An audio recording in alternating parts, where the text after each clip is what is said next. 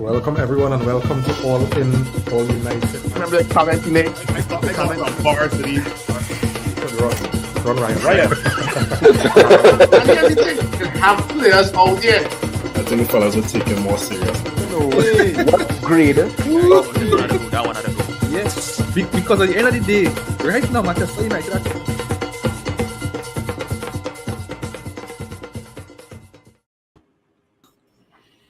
Welcome, fellas. Welcome, everybody, and welcome to All In, All United. Phil, welcome back. Simeon, welcome as always. And fellas, so how to play it, boy? The cycle continues. All right. We win versus Palace. But before that, we would have dropped points at home to Everton. Then we could, so we dropped points at home to Everton. Everybody, vex. Then we come and we win versus Palace, and everybody on a high. Right? And that's why we on this pod, we don't get carried away. Yeah? You understand? If there's one thing we consistent, here on All in All United. Anyway, Palace come, people on a high. Then we drop points at home again to one of the worst performing teams in the league. All the West Ham in a relegation battle. And the thing about it is we never get the wins when it really matters. Versus Everton, if we had won that game, because all the other results around was favoring us. And if we had won, we'd have gone in fourth. We bottled that. This match week was a favorable one for us as well. And a win today would have sent us to fourth. And at full time, we sitting, in 8th. And you want to know why? Because our manager insists on playing 7 defensive players.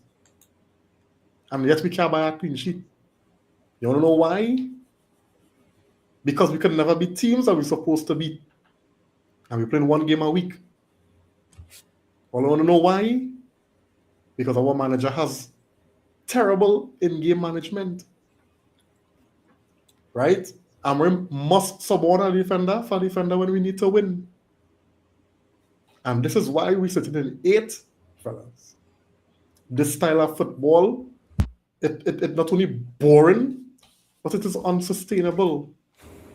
Right? Over the past couple of weeks, we have seen how reliant we are on set pieces and how much individual brilliance we need to get over the line. And we're saying these things week after week after week. I'm not surprised at all. I don't know what you feel. I don't know about you, Simeon, but I'm not surprised. I'm not even affected. Yes, I'm disappointed, but I'm not even affected because I have come to expect this because we've been saying this so long. And I might be a lot more surprised if we blow away our team than for what I saw today. Anyway, Phil, Simeon, what are you saying, fellas? So it's always good to be back. Always good to be with my fellow brothers in pain to discuss the team that we support. And it's funny because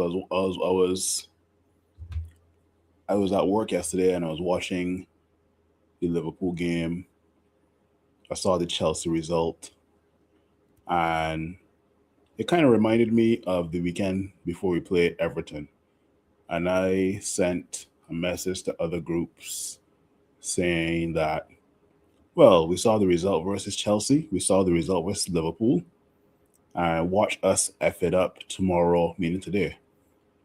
And to my surprise, everybody in the group agreed with me.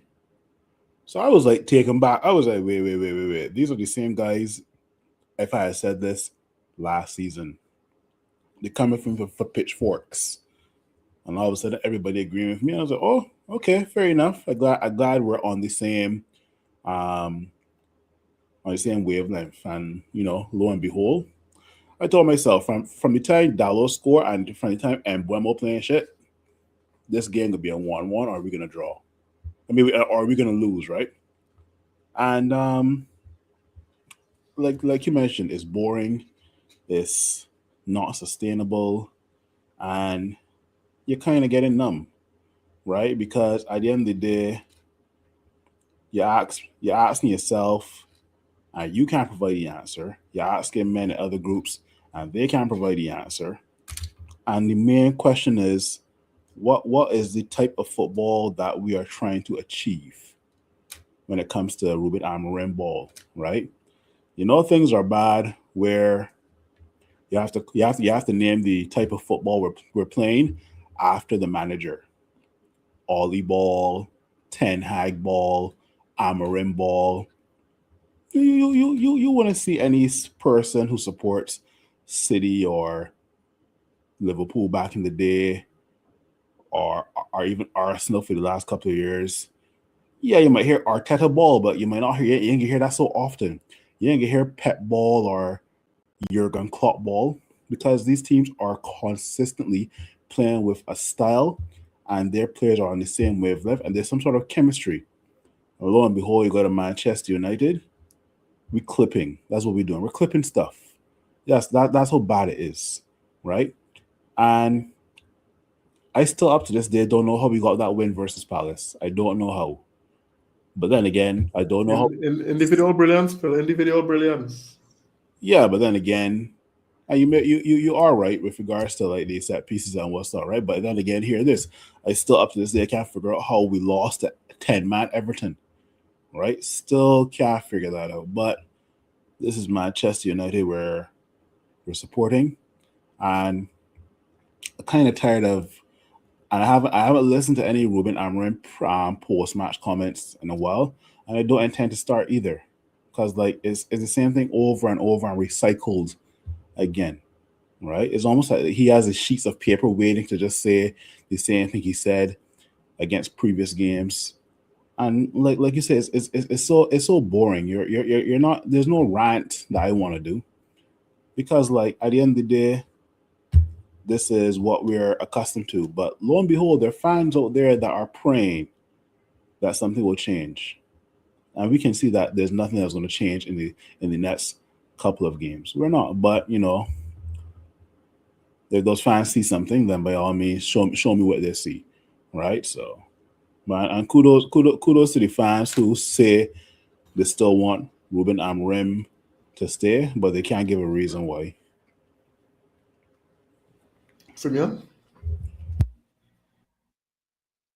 I mean, what Phil said. I mean, I'm trying to see where how this thing gets better, and you really can't. Barring some major turnover in January, but we've been here this club long enough not to believe that that's going to happen. We play a game today where Dalot actually scored a goal, and it happens like once a year, twice you're lucky, and you get that time and you waste it. You have a game where you have a team that Amorim put together that was built to score goals, and we can't score goals. And this is one of the things I said at the beginning of the year. Like, this team was built for Cunha and Mbeumo to make things happen. The girl, whatever happen, these half chances, these moments, that was supposed to bury it. I didn't think this team was going to be, I thought this team was going to struggle to get in the top 4, top 6. I thought top 10 was going to be tough, but I didn't think they're going to play this badly. And now I'm seeing that, when you see Mbeumo start to struggle, the warning flag, the warning, everything, I have to worry, because he was supposed to be the man. I mean, he is the man, of this season. He is the one we waited how long? Our whole half our summer, thing took, we didn't buy any other player waiting for him to sign. We didn't get no midfielder. We didn't even get a goalkeeper until after, to see him struggle today, because we're gonna give up goals, the way we midfield is. The defense, for the most part, young, still growing. We're gonna give up goals, but can we score goals? We had a brief point to where we, it was one game or two where we score from some goals and we have to be happy, and that proved to be a fool's goal, and now we're back struggling again. So if we can't score goals, we don't have the players to come on and make a difference. The coach won't play certain players. I mean, I can't see how this team is going to get into the top 6 or 7. And then once and that's even when I factored in us. My factor was other teams are going to be good, but we might be better. I'm not sure if we're better. So you put all that together and you say, well, with this team, what should be this team's goal this season? You see where we are. What can we realistically achieve? And top. I mean, Europe. I back to thinking Europe is not a attainable goal. Are we going to try and do like Ten Hag and grind our way to a trophy, a FA Cup, and even that, I don't think it's possible. So, it's not even Christmas yet, and we're already thinking about, where this team going to end up. You see, the scary thing is December is the how to put it, the deception in the way how the league panning out. It could really fool you into thinking that the team progressing, because on one hand, some would argue that the league this season is very competitive, right? Because one win and they could end up in fourth, one loss and they could end up in 15th. But in some aspects, it could really be painting an incorrect picture in terms of how we might interpret progress. Because what we're seeing before us, we have not seen. It's nothing new to us, right? And we're sitting here and we're waiting, but we're not seeing any progress. And even if we'd win today in the manner as to which the game was played, there was no progress. But then we could have been sitting in fourth, and the narrative would have been different. So that's the danger of how the league running this year. We could still finish top 4, Simeon.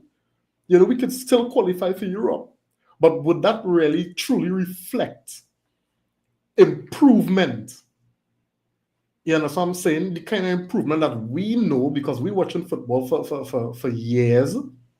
We know the level of football as required to win things, to compete. You're seeing smaller teams competing, right?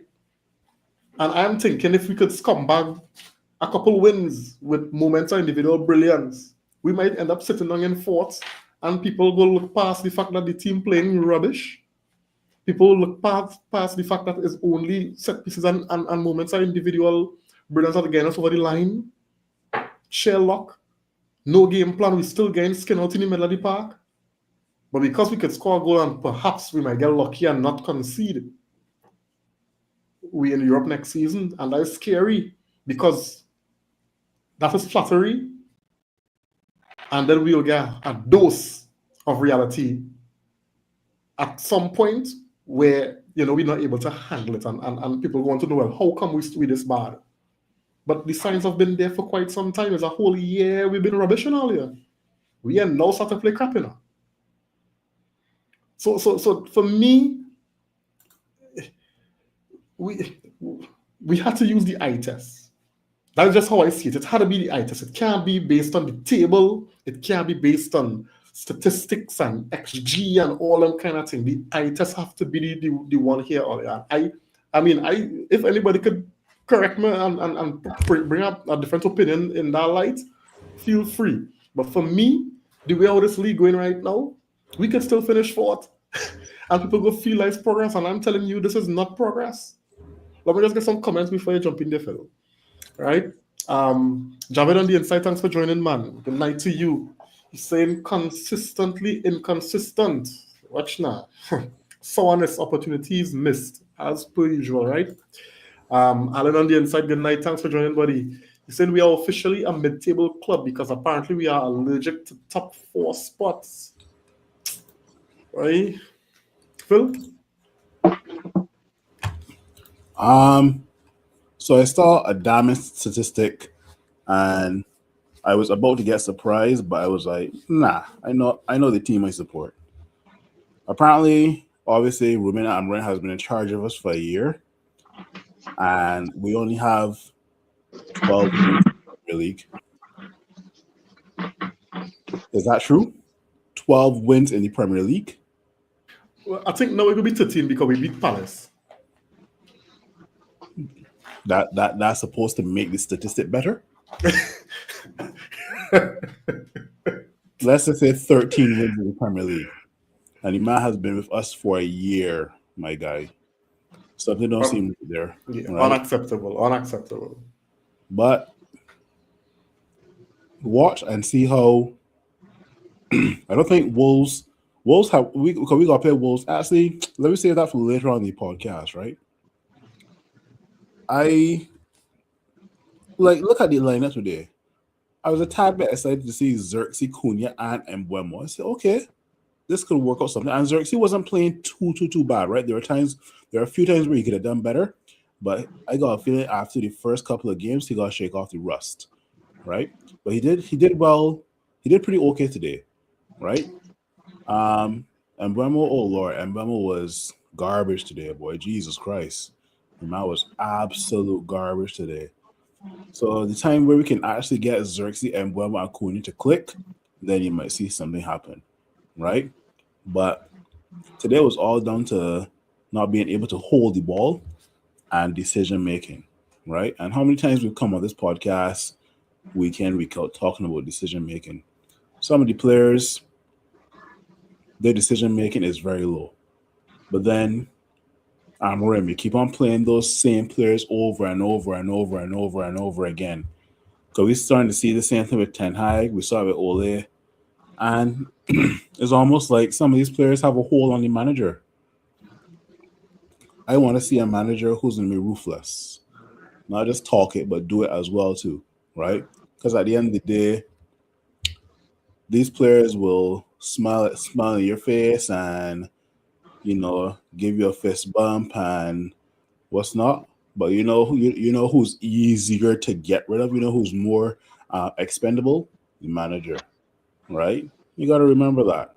So I don't feel drained. I feel numb. I just feel numb, boy. So anyway, I waited to feel that, yes. Is there what?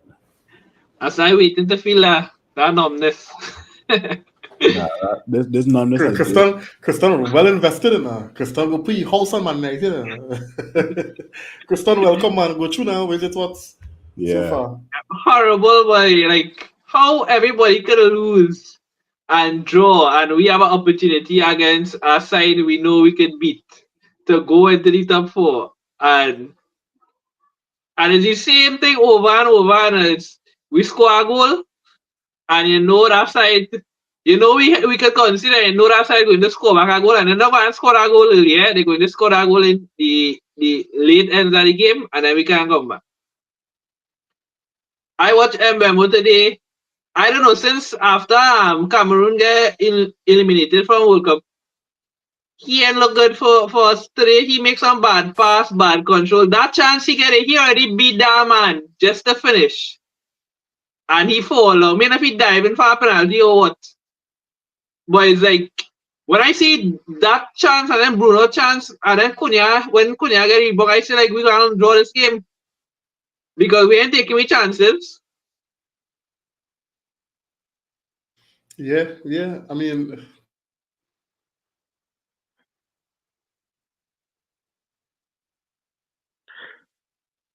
Are you good, Karim? I mean, Ream Num. right. No, I mean you're right. I mean you know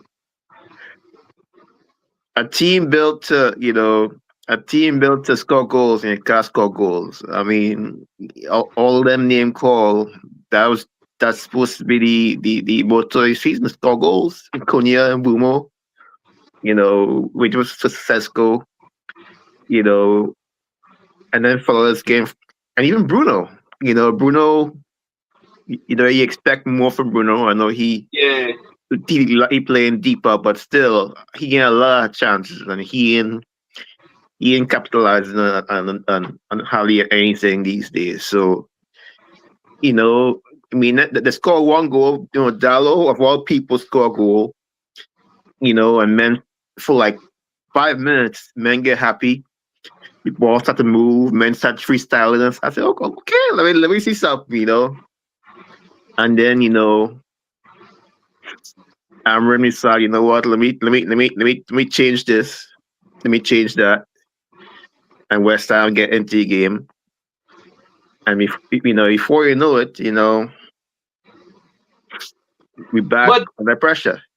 you think the changes make we lost because we were starting to look kind of like, yeah, when we made the changes, I find we started to attack more because even the commentator was like, West Ham down, and it looked like we go score next goal because Mount and them had a little 2 minutes or something when they now come out, we was playing good. But after that corner, like we lost all confidence when that goal scored. Like we gave them the game because West Ham could have scored 2 goals, brisk. But when play a ball across the goal and then somebody else had a chance. And I was like, what going on? How from just playing good to a goal rattle we like that? But why we a goal up and we still looking to bring on defenders and defensive midfielders? Why Kobe Manu can't get a sniff? Kobe Manu has been known to be a game changer in the past. Why we can see that but Amarin can't see that? They got in game management. If it had to rate it out of 20, Amarim is like a 2. That's what Amarim is. Again, you go back to the Everton game against 10 men. We are goal down and we're still playing with 3 defenders. Why? You got to ask yourself that question. So, at the end of the day, you got to see how far Amarim is going to take us, right? Because the board can come out earlier this year and talk about we're supporting Amarim. We're going to back him for the next 3 years. If Amarim does not produce anything this season, or we do not see some sort of style of play, some sort of identity, that board could talk all they want. When the stakeholders come knocking and be like, yeah, so we win anything? No, but let me show you the profits. Yeah, the profits will always be there because it's big bad Manchester United, one of the top 5 clubs, one of the top 5 franchises in sports in the world. But like, did we win any trophies? Did we come in the top 4? Yes? No? Oh, okay. Well, let me see. Look at the captain, Bruno. Boy, it could cost us about 100 mil to get rid of him. No, boy. Move over to Casemiro. Well, Casemiro got one more seat. Got this Casemiro last season, so we're not going to renew his contract, so he gone.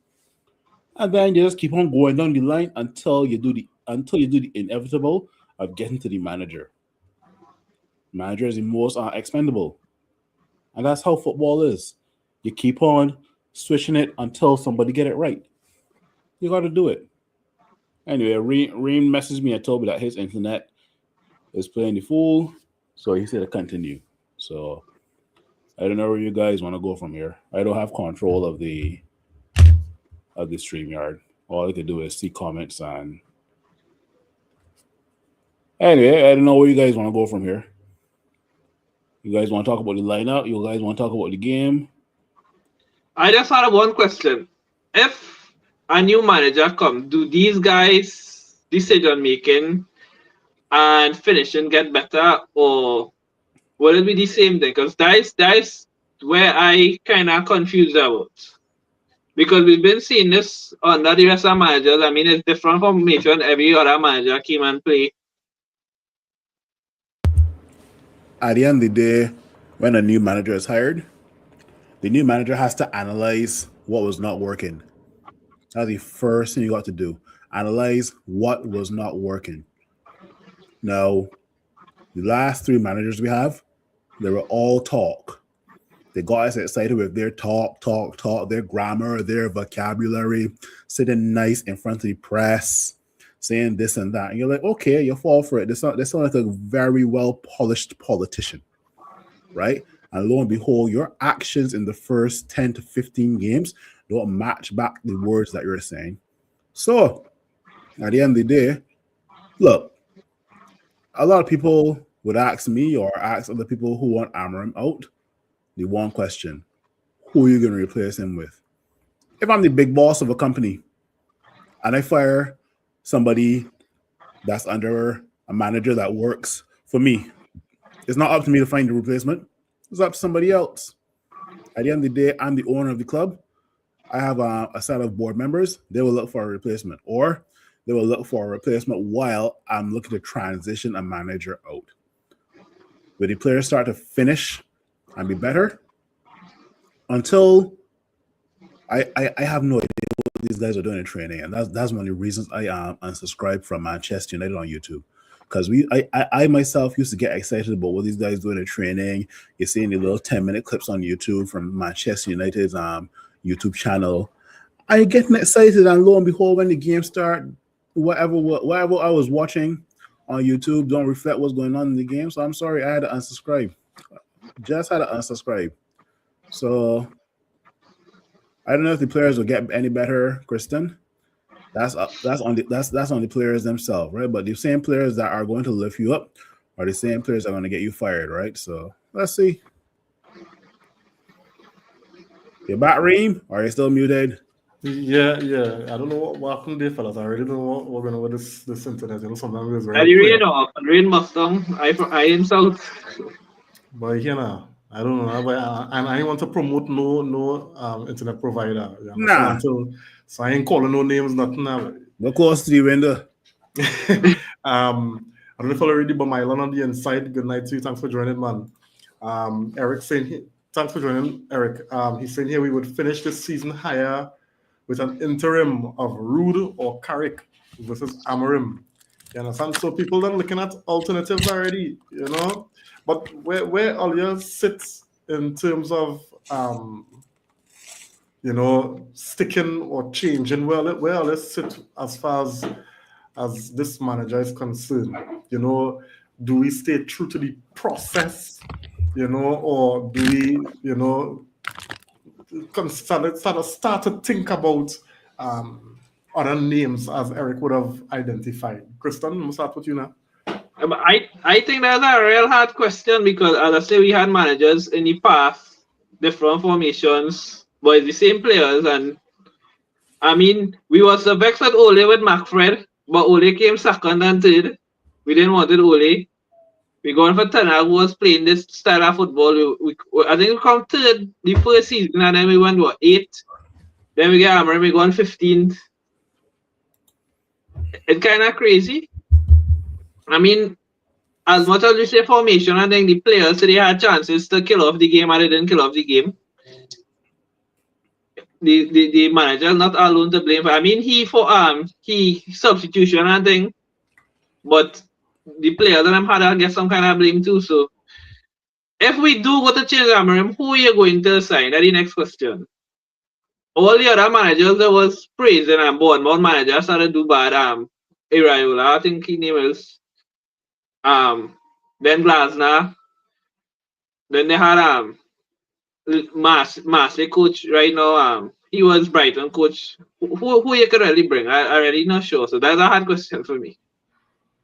All right. Simeon? I mean, But before Simeon, before you go, right? Remember, our job here is not to find a new coach. Eh? So don't let that be the reason why, you know, your opinion is either or. Right? Yeah. I mean, the form Amorim in, he's looking to get fired. I'll just start off right off the bat. The issue is, did somebody tell him, hey, you have a year and a half or you have 2 years to fix it? that to the point where he could do the kind of stripping he did with midfield, or wait for another transfer window to fix things. Because the way his team is set up this year is not conducive to winning. I don't think it's conducive to his style of playing football. He ain't saying that, but all you gotta do is look and you see things, people in the right spot. They ain't doing what they're supposed to be doing. The team not set up to win.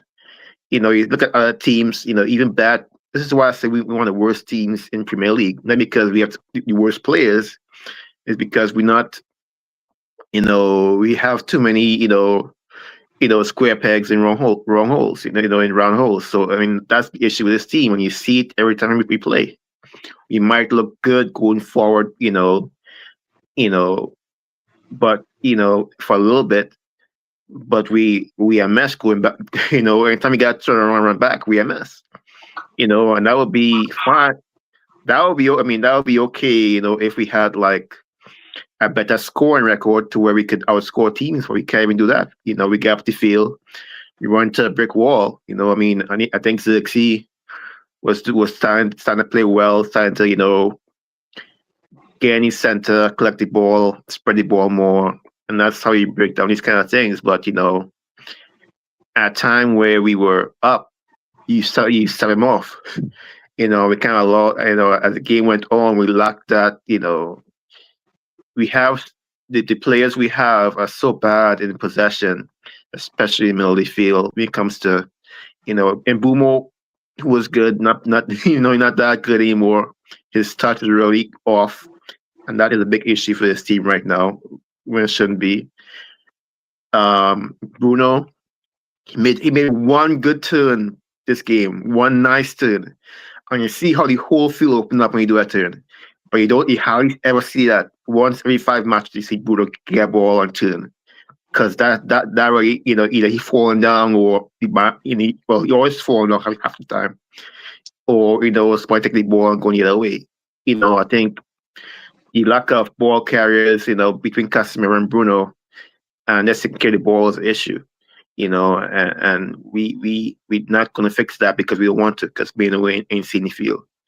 I think, I look at Amorim, I'm like, this is not what we were promised. I get old, my memory not good, but this is not the kind of football he was talking about, the first few weeks he was here, the kind of football he wanted to see.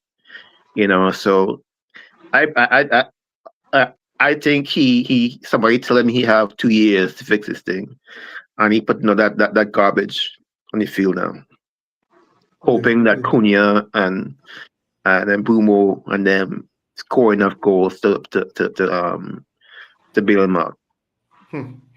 Phil? I think I said my piece already. When you were offline, you came in right as I was about to wrap up. But I would just repeat what I said for like 30 seconds and then hand over to Christian. Right. So, as you mentioned, we're not here to figure out who is the best guy for Manchester United. That's not our job as fans. We as fans are going to praise and criticize. That's our jobs as fans. We are here to analyze what's going on the pitch, whether it be the players or the infield management by the manager. And so far, it has not lived up to par. Right?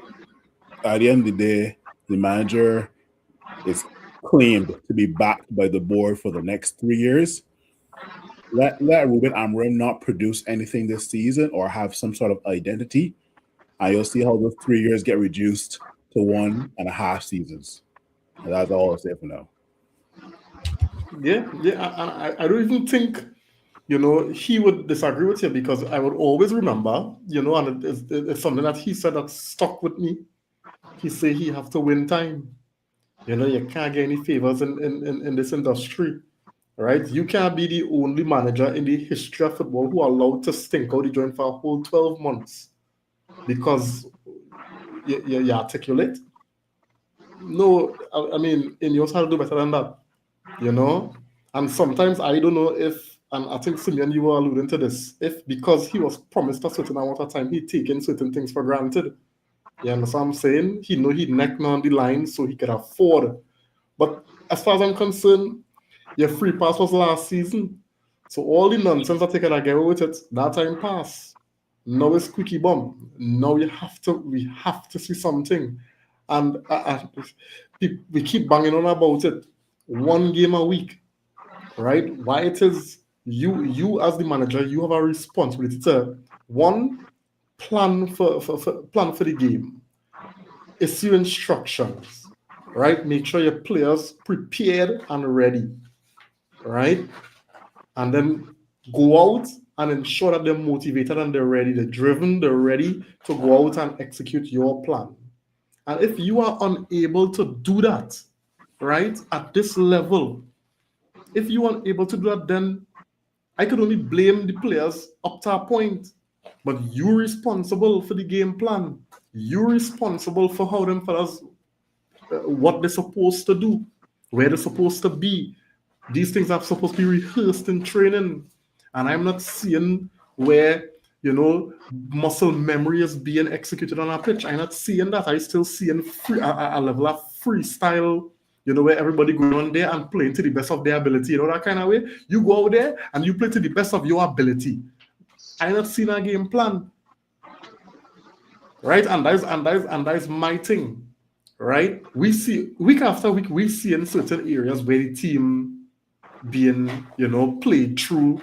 We see the weaknesses, and game after game is the same misuse.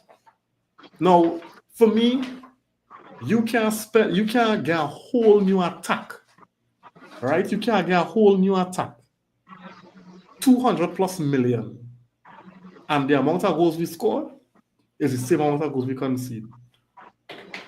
Them fellas misfired. What?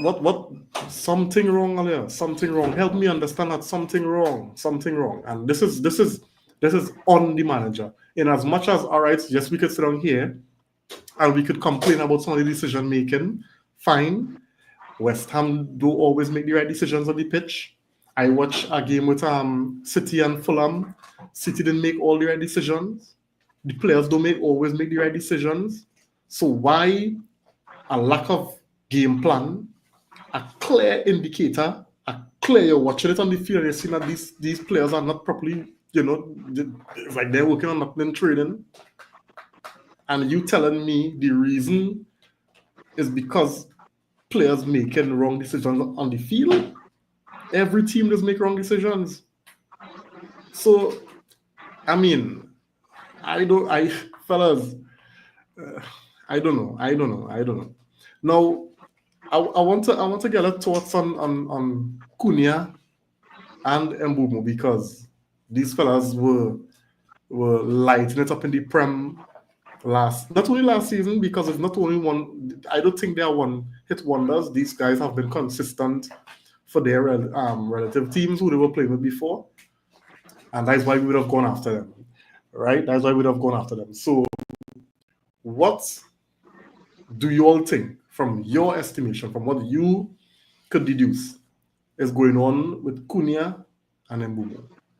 Kristen? Well, I think Mbeumo have a drop in form, but Mbeumo is a quality player. In terms of Cunha, I think at Wolves, he was to be getting the ball. He was the main man and he was getting the ball all the time.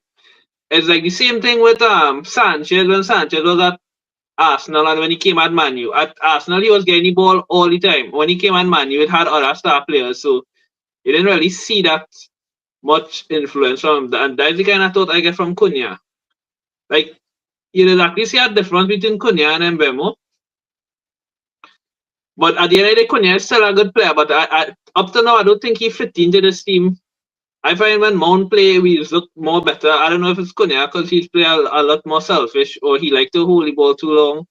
But that's just my opinion.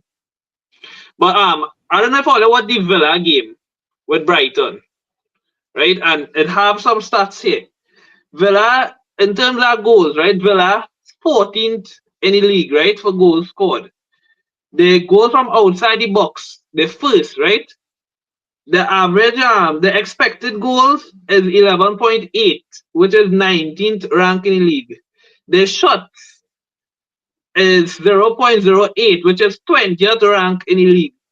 The shot conversion from inside the box is 7.7%, which is ranked 20th in the league. And the shot conversion outside of the box is 15.5, which is first in the league. And Villa wins 6 games in a row, Villa on 27 points. Villa third on the table.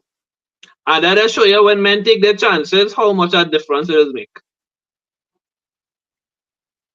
If I could just comment on that, right? And I don't have an issue with the stats, but sometimes stats in the absence of the eye test could be deceiving. And at the point I I'm not disagreeing with you. I'm just saying, like Villa is a side taking a chance. They get one chance, they score in that chance. Right, and but no, that will make a big difference. Right, but when you look at how Villa play, you could see where the chance is coming. When we play, it's always a hit and hope, and it's like, yeah, okay, we outlet is Mbeumo, and Mbeumo go cut in, a man might make an overlap, and Mbeumo go shoot, or a man might cut in and shoot. When you watch other teams play, you could see plan. You could see a plan. So they might be knocking, they'll be knocking, and then they'll get a chance and they'll convert. You understand? As opposed to how we just play, it's really chaotic. Anyway, Simeon, go through. I mean, you talk about Villa. Look at their coach. He put together a system of play. I mean, I think Emery, his style of play, it's nice to score the one chance you have, but if you have a team built, to defend well, just be solid, you can afford to do that. Our team not solid. Our team literally built to score goals. Don't put Bruno in midfield. If your plan is to be solid, have a nice, a good spine, that just doesn't work. Our team is built to score goals. And we aim scoring goals. That's the hope. That's the whole point. I look at the dimensions of our team. I mean, look at the defenders we have, and I don't care who on the field. From Martinez to Maguire. Once teams counterattack, and that back line sink in, it's a big hole in the middle. And Casemiro did a good job today. And Bruno wasn't that bad, but you still see it. We are lucky that West Ham doesn't have the kind of firepower to punish us that other teams do. They are what how many chances they really had? Not much, but the paces were there. So I think my whole issue with us is, we're gonna concede goals.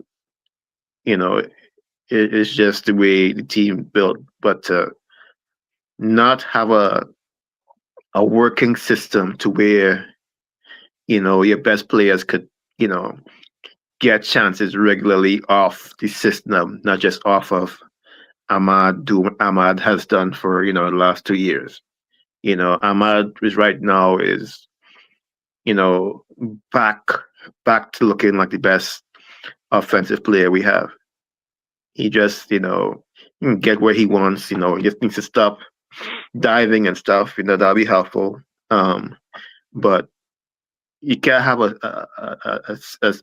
system built on that. And you can't have players that are supposed to be important to your system who are not specialists, but you brought them in anyway. Like I look at Bissaka. I have a love-hate, with Bissaka. But my issue with Bissaka is my issue with United.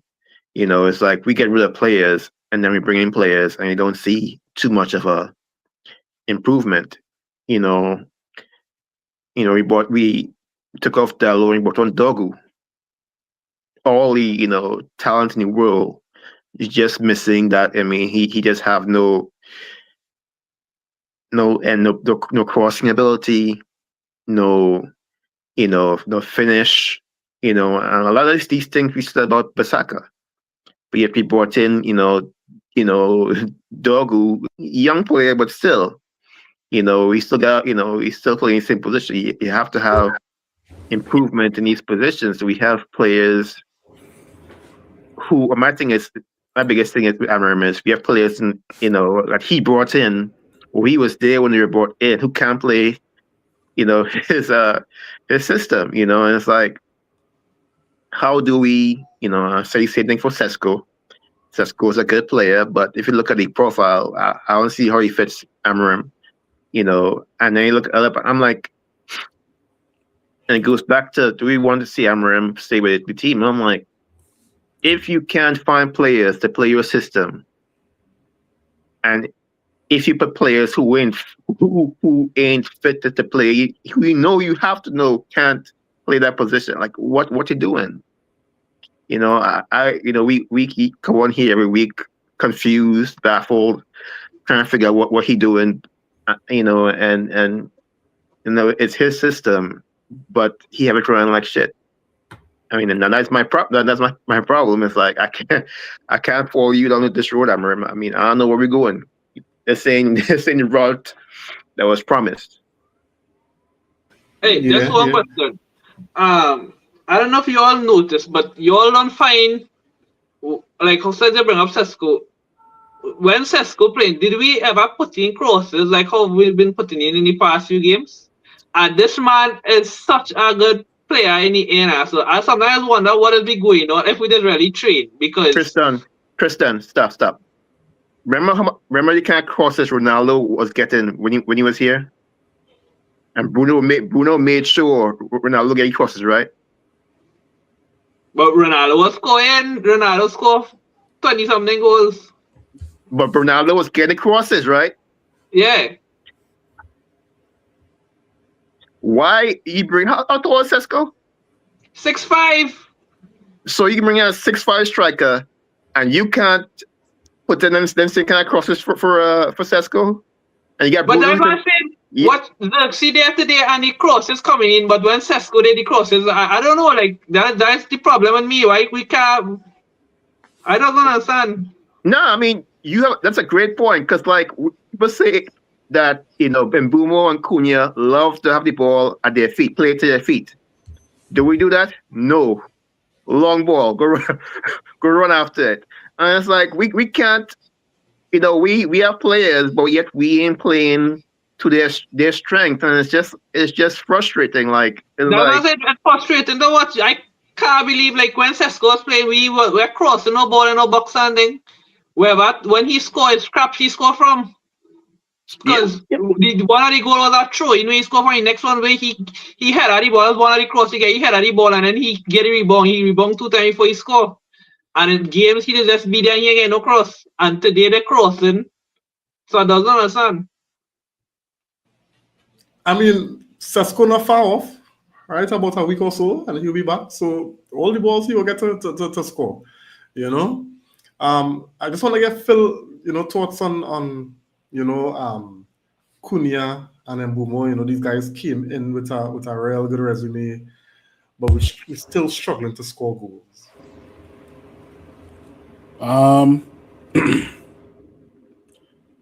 The systems that Cunha and Mbeumo played in, Wolves and Brentford, they were wide systems, And by wide, I mean you explore each flank, right?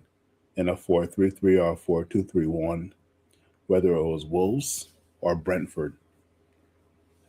I don't think the system that Amarim is trying to deploy will get the best out of Cunha and Mbeumo, right? And Mbeumo has popped in and popped up and scored some really good goals for us this season, but you can tell that the Mbeumo from Brentford is still not there as yet. And Cunha, same thing as well too, right? Now, you mentioned Cunha was the main man at Wolves, so he was getting the ball all the time, right?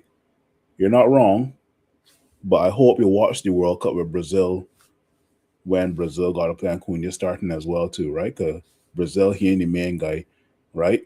So based on logic, Cunha shouldn't be playing well for Brazil when the World Cup comes around. But in the qualifiers, Cunha has been doing well for Brazil, and he's not the main guy for Brazil, right?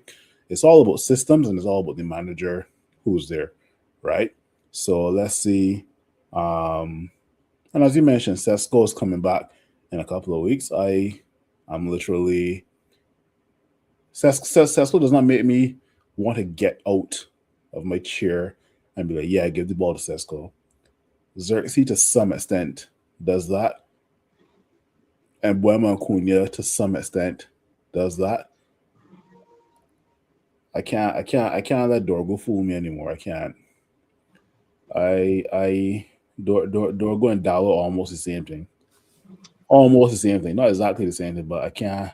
When Dorgo came on with this whole fishnet stocking around his face and all this crap today, I said, nah, man. Dorgo, you can't fool me anymore, right? You're athletic. That's all you are, right? And you have a lot of energy. You're like Fred at left back. That's how I see it, right? But I digress. Cunha and Mbeumo in a system where they have to play wide, and there should be a right back out there that can complement. Not right back, left back. Sorry, there should be a left back out there that should complement Cunha, right? I don't see it as Dorgo. Who knows? This fella Diego Leon, we signed him, man. I see a sniff. Nah. He far from ready. No, but Phil, one thing I have to say though, like Cunha, if you look at Cunha goals at Wolves, Cunha pick up the ball and had real space and shooting and everything, right? At United, he not guaranteed that space, and sometimes he'll really be shooting madman and he's just give away possession. Like if you look at the goals he scored Wolves, it's some impossible goals he scored, and it's from some impossible angles and things. But teams already mark Wolves or get them, like defend them well because most of the time they have the ball. But at United, he don't have much of that space, and I find sometimes he be shooting from some weird angles too. But he does have plenty players just there to block the shot, and then we had a defense. So basically, you're saying like we need more system players than Mavericks for this to work. Then no, they're saying in my point, I like Cunha and Mbeumo look better than Cunha so far. Yeah, because what I'm saying is Mbeumo could fit a system more than Cunha. You know, Yeah, I think Mount might fit the 10 under this system. Yeah, because he did play more team. Yeah. But I find even Mbeumo starting to get a little more selfish. You know, because at plenty times I saw he could make the pass and he hold it too long. He delay on the pass. And sometimes those things there's killer play now, you know. And well, I think since them get knocked out at our World Cup thing and Mbeumo been playing real, he confidence drop or some kind of thing since he came back. I don't know. I can't comment on that, you know. I don't like whatever confidence I had in Mbeumo. I know it's early, but you know, today that one or two plays we like first see Mbeumo and you get up off your seat expecting something, and then you gotta sit down because you can't believe the kind of nonsense you see. Like, hey, He bad control. Yeah. I was shocked too. I was like, when he fall along, I was like, remember you don't beat him already. You're in your spot there to finish, and you train on yourself for. I mean, and because like I said, he is the man we spent half the summer waiting for. We ain't buying another player. We stopped everything and wait for Mbeumo. If he can't get things going, I don't know who goes score goals. I mean, Cunha scored what? 1 goal for us. Ahmad do all kind of magic on the right side, but still he can't really score. Now he scoring like he should be scoring. But see, 40 goals. Yeah, but see, Simeon, we had to. Yes, you need quality players. You need top quality players in any team and in any system to take it, to the next level, right? But the team's supposed to still function properly or at a sustainable level, even without elite players. They're just what I'm saying, right? No, don't get me wrong. bring the elite players. They go do the spectacular. They go raise the level, everything. But what I'm saying is, we sit in here and when Mbeumo and Ahmad leave, what am I to expect? Because this Exactly. system falls so heavily on Mbeumo doing so much and Ahmad doing so much that if you take these two players out of the team, we're in trouble. It's so much so that it had reports that one of the players that were would have had to face a late fitness test to make the game was Bruno, and it's almost as though the manager seeing certain players as non-negotiables. These players have to play, and I am saying that okay, all right, so they would be your best possible options for these positions, but it's supposed to still function efficiently without them. And I am fearful that when Ahmad, Mbeumo, and Maz leave, we will be in problems. Oh, I got to ask a question. Why you look at the top 4 managers in the league based on what they've won and their performance and tactics, which will be probably Arteta, Pep, Slot, and there's one more person. But let me start with those 3, right? How come Pep could bench the likes of Phil Foden and Erling Haaland earlier in the season, up to last season? Sometimes they were not seeing any starting time. How come Slot this season, Liverpool going through the mud, but how come Slot could bench Mo Salah twice? How come Arteta, when he get the chance, could bench Bukayo Saka? Yet our manager can't bench Bruno Fernandes. Think about it. He can't sub him off he can't get him take off the man for 10 minutes. I mean not get the man no start at all. No, but what I'm saying is if the man can take him off in a game, you want to drop him? No, I mean, to you guys' point, like my issue with, we talk about Amram and his system. You love his system so much, but when it gets to the point that you can't find, you have to have this one player to play 90 minutes on your team, and nobody else could play that position or that another field. Like, what you teaching them? What you training them fellas? That only one person on your only certain players could play this position, and you can't find nobody else to bring in. All these young midfielders we have, you really can't. Look, Casemiro have to play. Damn near 90 minutes. You got to who you had before. You can't get him to play, what kind of system because you have the time, you have all kind of time this season to get fellas, Kobe or other fellas out there. What kind of system you have to where it can't work unless a handful of players are out on the field? You talk about Pep and then fellas. I assume that fellas train the whole team, not just a few players. I assume that. I assume their system isn't just based on 1 or 2 players being out there. So that's one of my biggest issues is the fact that you can't find players to play your system. You need you need Bruno. Is it like is it algebra out there? Add maths. I mean, what kind of system you have out there that And it goes back to, are you a good coach? Because when we hire, I always say when we hire a coach, I want to see a coach. I want to see teaching them for us. I want to see progress for us. I want to see improvement. Improvement. Yes. Not just you staying for us, doing the same thing for the different position. Like, and it's hard to see improvement. You just, sending young fellas away, leave them on the bench, and you just hoping that Casemiro and Bruno could run your system, to help everybody else. Yeah. Let me just get this comment here, but I want to get on to some of the managers' substitutions today and the I want to call it the blatant ignoring of Kobe Mino, right? So Darren on the inside, thanks for joining. He's saying, I know you all talk about it last pod, but why this man not playing Mino? Right? A player who won us games on more than one occasion. He could unlock a defense by just dribbling through. It should be a crime for not playing this youth man in his current squad. Amarim trying the same thing every game with low block teams and not working on Mino is the key with consistent game time. Especially it's sad at this point because we might lose him.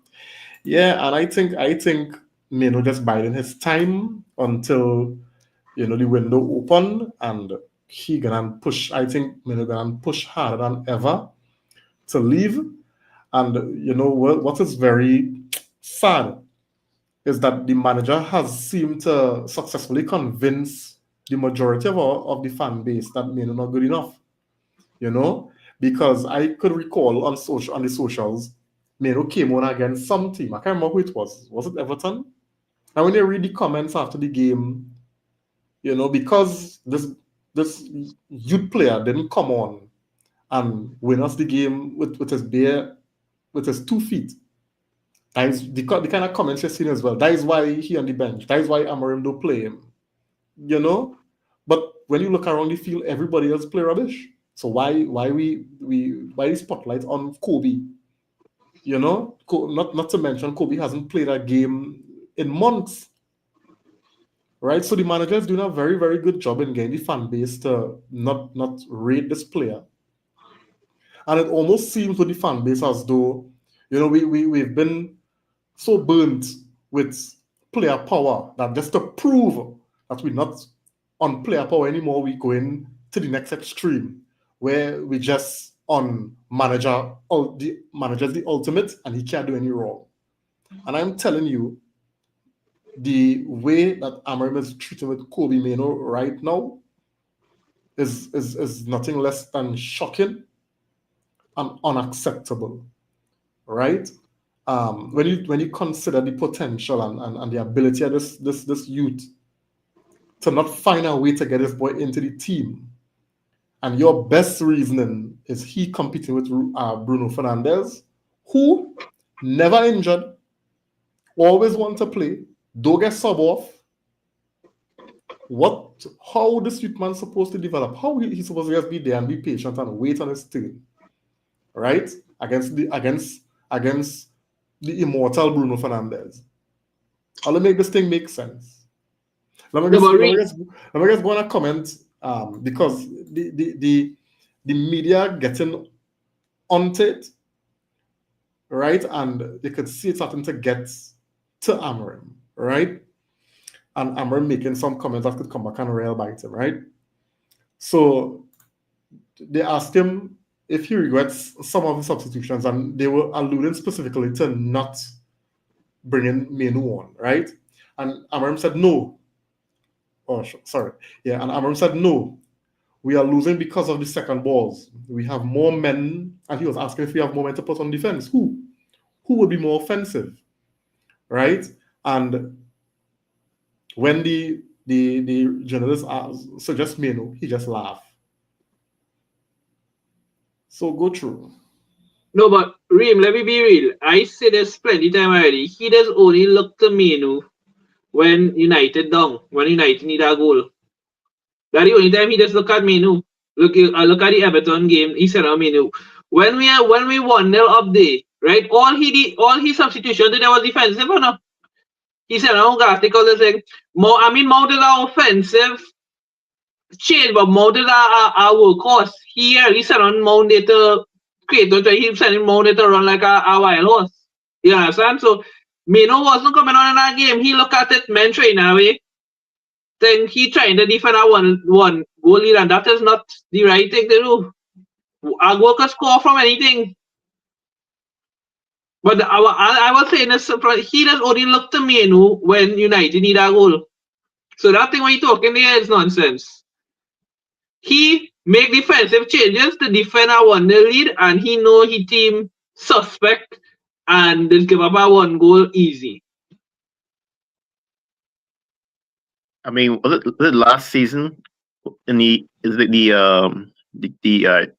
Euro Cup? What was it? Against Europa. yeah, we put on Kobe like in like injury time. They put Kobe on to try and make something happen. Even in the Leon game when we come back, Kobe come on when we needed a goal. But as I say, he does only send on Kobe when we need a goal. Yeah, I mean, He did not send on Kobe today when he made that sub because we was 1-0 up. He make defensive changes. If we was 1-0 down, Kobe was coming on, I'm telling you. But he did madness. the thing is, I mean, it's clear. It's clear that Kobe has no place in his system. He don't see Kobe playing no place in his system. He can't lie. At this point, that's called a lie and say that Kobe doing so well and he could play Bruno Fernandes, but we'll move Bruno up. Then Mbumo and Cunha they intend to split up. And put Kobe in if he plays so well. I don't.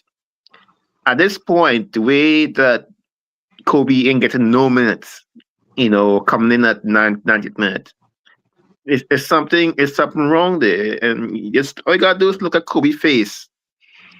Kobe always serious, but you can see a little something in his face last 3 times out. Something wrong. And like Kareem said, I ain't worried about Kobe anymore. I don't worry about Kobe. I know when it's almost January, when that time come, you find a way, to get out, because all this talk about, Gallagher, right? There's a lot of talk about Gallagher from, Atletico. And I remember that in the England squad, they take him out and I put Kobe in that England squad to make it run better.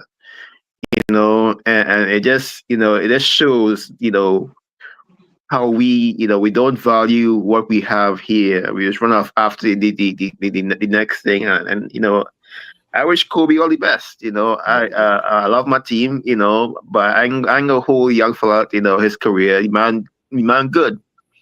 The man his ball control, his his vision, real good, and we most teams put their young players out there to develop and I know we United and we have to win now, but the lack of player development, man, even Garnacho got more.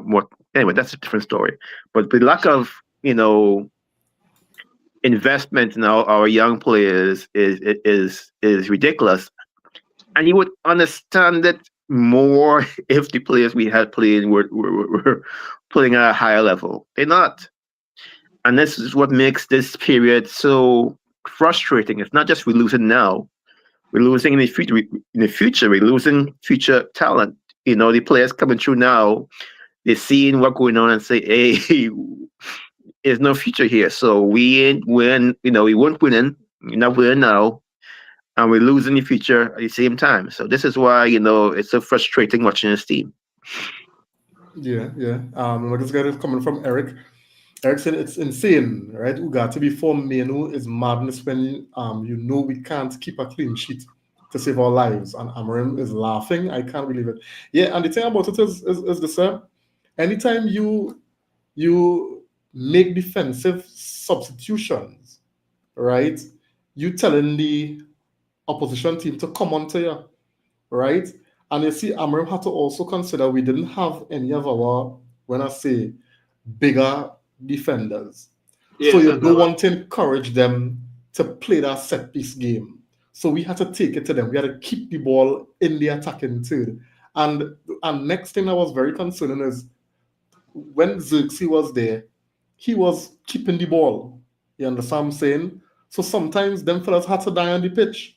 Them men had to die on the pitch because when he came off, we lost that focal point kind of presence, kind of ability to keep the ball, to alleviate the pressure because when we made those substitutions with him and no, I thought Mount came in and did well. I don't think, but I just thought the Zirkzee substitution kind of shoot us in the foot a little bit, right? But even if you had to do that, bring on somebody a little more press resistant, because Ugarte came on and Ugarte. And I think the mistake he made was he thinking, oh, West Ham going to come and try to score a goal, and they go play higher up, and Mbemo had the pace to play Mbemo in the strike, and just look to send them to run. Yeah, that's what he thought. Everything is transition. Nothing is to put the ball on the ground and let me try to move and kill momentum. Nothing in it. Imagine earlier West Ham in relegation. West Ham didn't even have the best player. Paqueta wasn't there. Somerville wasn't there neither. Yeah. I just feel Sir Alex Ferguson was a voodoo man, and we just paying for all of that now, because this man was to bring on substitutions, and you would be like, wait, boy, but this man these men should be starting. They play better than the players who were starting. Like, it's not like he was rotate his squad. This man, he was just reload. Like, he have a gun and he just reloaded, because if he bring on a sub, their men scoring. They're playing better than the men that start. I don't know. And just to bring Phil in on it, Phil had to feel for me, boy. Boy, all the best to Kobe Manu from January 2026 till April, May. All the best, and I hope that's at a different club on loan, right? Because there's still potential in that guy, right? And they're all a list of things that are being piled up when it comes to the list of sackable offenses that Amorim has done. And one of them is telling the media that young Kobe Manu, who was a guaranteed starter before you came, Amorim, you're telling the media that in order for him to start in this Manchester United team, he has to fight with captain, never injured as you mentioned, plays shit, but will never be subbed off, Bruno Fernandes. That's what you're telling him. Well, I might as well go on loan. They blocked the loan in the summer transfer window. Guaranteed they will not be blocking this here in January. Zirkzee getting a little play, so Zirkzee may consider, but I see Zirkzee still going on loan. Guys, as soon as Sesko back, Zirkzee on the bench. Yeah, Zirkzee going on loan. I don't care to whoever. Once both of them can get playing time, all the best to them. But yeah, a sackable offense is you telling Kobe Manu that he has to fight for his place with Bruno Fernandes. Yeah, right. But anyway. but Phil, like, my issue is, I look at, we need to, Kobe, of course, Kobe and then Zirkzee need to, save their careers. I mean, it obviously is a World Cup year. I'm sure Kobe in his mind thought that this was going to be his year after, being on the field for last Euros. I just feel like going back to Manchester United, like, if the guys you have ain't good enough, can you bring in somebody better? And for years, the answer has been no. Or it has been, yeah, but, they ain't fit for it. Like, I just feel like, especially Amorim, you can't talk, you talking. I mean, the players you kick out this club, cheers, good. But it can't kick out Rashford, and then you have games like Everton, where you play against 10 men. And it can't be talking all that talk and have your team performing like it is.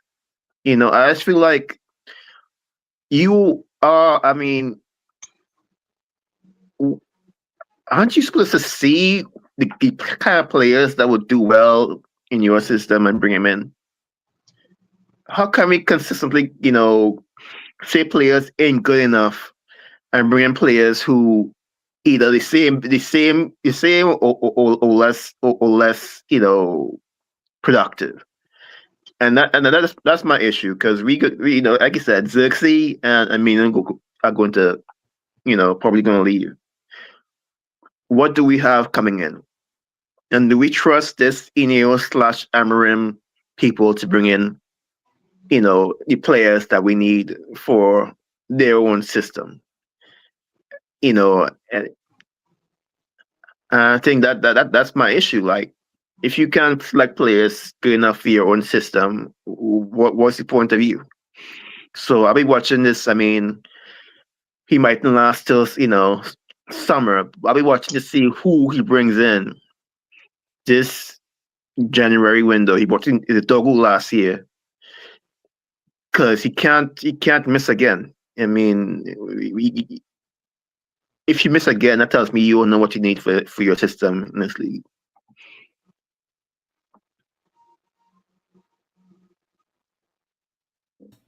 Yeah, yeah. Now, let me look to Rapid, guys. All right. Now, up next, we travel to Molyneux, I think on Monday. Surely, right? Surely, fellas. Surely. We ain't gonna give Wolves the first win.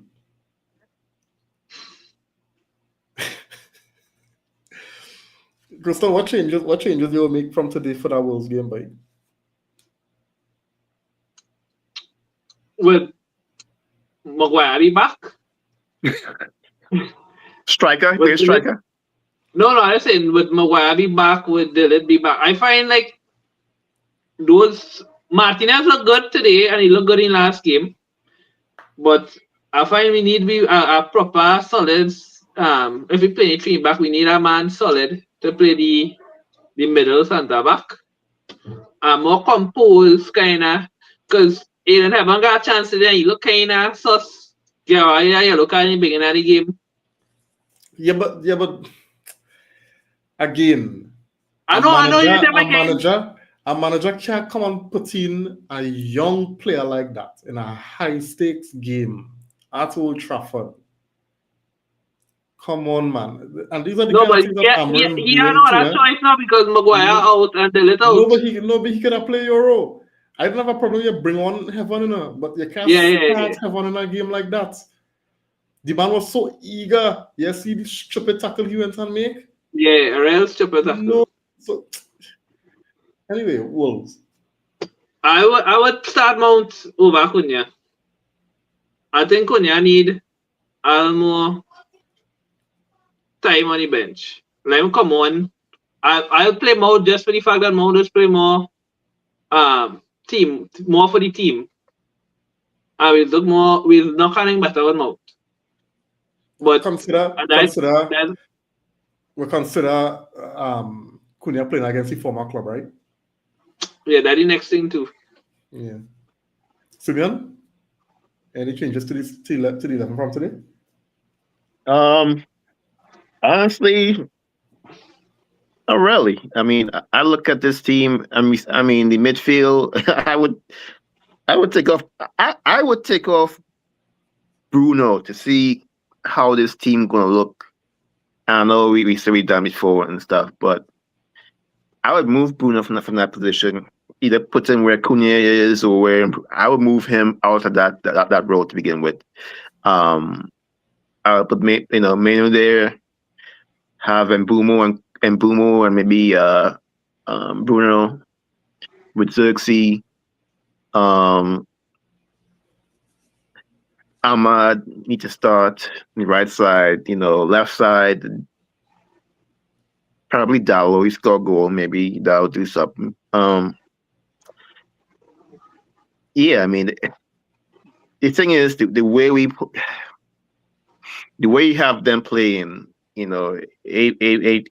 Besides that midfield change, ain't much you can do. It needs to change the way their patterns of of playing, passing, the attacking points.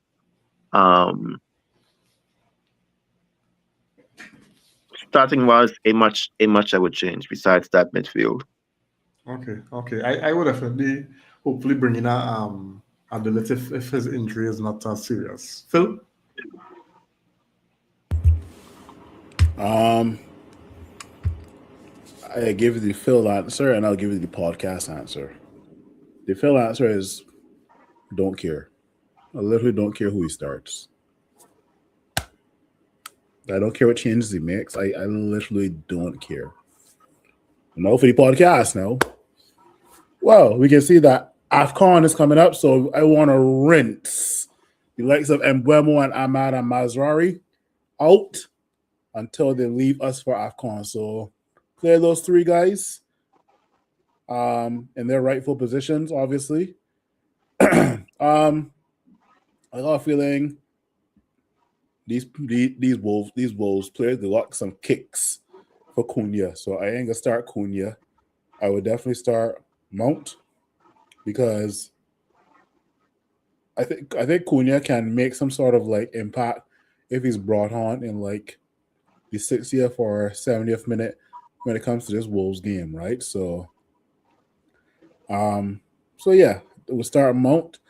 This may seem surprising, but I will actually start Lisandro Martinez, I would start Lisandro Martinez as somebody who can be a leader in the back line. Because if De Ligt is out and Maguire are out, then the only other leader, because I always maintain you must have some sort of leader in all three parts of the pitch: defense, midfield, attack. So we had no leadership today, hence why we suffered. So I would start Lisandro Martinez definitely in our back line. But where starting him? Centre back or left centre back? You want the Phil answer or you want the podcast answer? Anyone. If you want the Phil answer, I don't care, guy. I don't care. Honestly, don't care. But all jokes aside, look, Luke Shaw has been doing well at that left centre back position, right?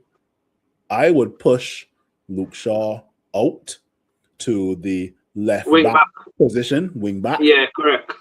I will push Luke Shaw there, put Lisandro Martinez as left centre back, put Euro as our starting centre back. Next to him is Mazrari, and any idiot could play on your right. I don't care who plays on your right, honestly. Oh, so Ahmad. Oh yeah, Ahmad Diallo. Sorry, my bad. I take that back.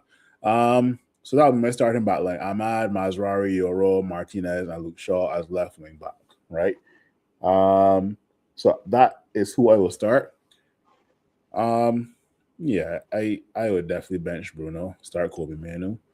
But at the end of the day, we all know that's not going to happen. But I guess that wasn't the question. It's all about who I would make changes for.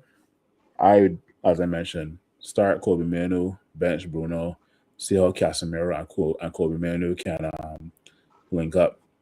Because I'm not being fooled by this whole Bruno Casemiro midfield. I'm not. Some other players are being fooled by it. Some other fans are being fooled by it. Not me, okay? So yeah, those are my changes that I will make as well. I will keep Xerxes up there as well. So Mount, Xerxes, Cunha, and that'd be it. So I didn't realize that Reed went off. I didn't even realize. Yeah, we lost. We ain't gonna come back on to any podcast because nobody ain't got control. Anyway, what was the next question? Like, who will we start? I guess y'all could give predictions for the game this weekend. What time the game is this weekend? Let me check live. Monday, so it'll be like around 4. Oh, it's Same Monday. time. Yeah.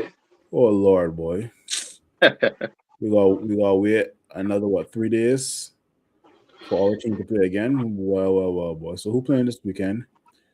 Arsenal is on Saturday. Arsenal playing Villa. That'll be a good game because I did playing first. Arsenal versus Aston Villa at 7:30 my time, 8:30 you guys' time. Interesting. Okay. A part of me wants to watch Tottenham and Brentford. Tottenham Tottenham ain't doing too well in the Frank boy. So, Reem where he is, you gotta come back any podcast, man. But yeah, anyway, before Reem comes back, what are you guys' predictions for this weekend?